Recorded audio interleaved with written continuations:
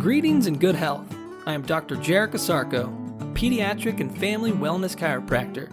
This is your Lifeline to Vitality, where we discuss ways to cultivate family wellness.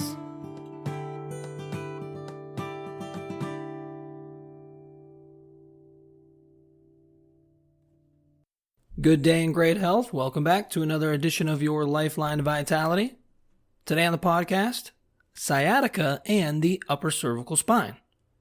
In the upper cervical spine, there are four main structures to focus on. They are the foramen magnum of the occipital bone, the atlas vertebra or the first cervical bone, the axis vertebra or the second cervical bone, and the brainstem of the nerve system.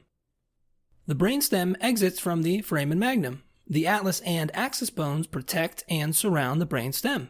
The brainstem connects all the nerves from the brain to the nerves of the body.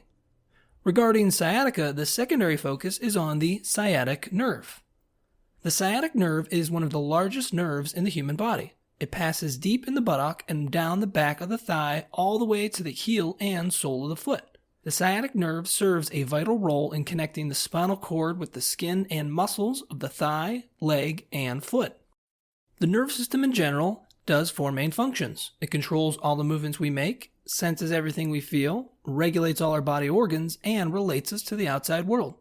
When nerves get stressed, it affects their sensitivity, perception, and behavior to perform these functions. There are three types of stresses we deal with in life. The stresses are physical, chemical, and emotional in nature.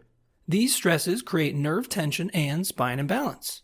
One specific job of the brainstem is to adapt to these stresses and help bring the spine back into balance.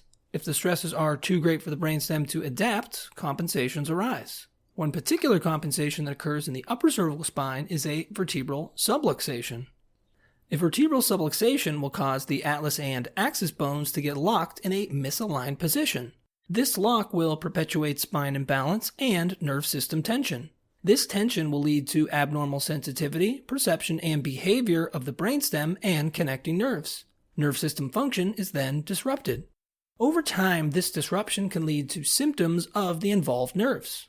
The usual symptoms of sciatica are pain, altered sensation, and/or weakness that radiates from the lower back or buttock to the thigh and down the leg. The symptoms are usually more severe in the leg compared to the back. If we reference the sciatic nerve, we can see that it associates with sciatica symptoms. The goal of chiropractic is not to medically treat the symptoms of sciatica. The aim of chiropractic is to correct nerve tension and spine imbalance. Chiropractors correct this by adjusting the vertebral subluxation of the upper cervical spine. Correcting the subluxation better optimizes the function of the brainstem and associated nerves. The nerve system overall can sense, perceive, and behave at a greater potential when a subluxation is corrected.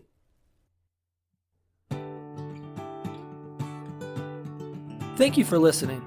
For even more information on how chiropractic can benefit you and your family, please check out my website, ohiospecific.com. That's ohiospecific.com. Until next time, remember to keep your head cool, feet warm, and your mind busy.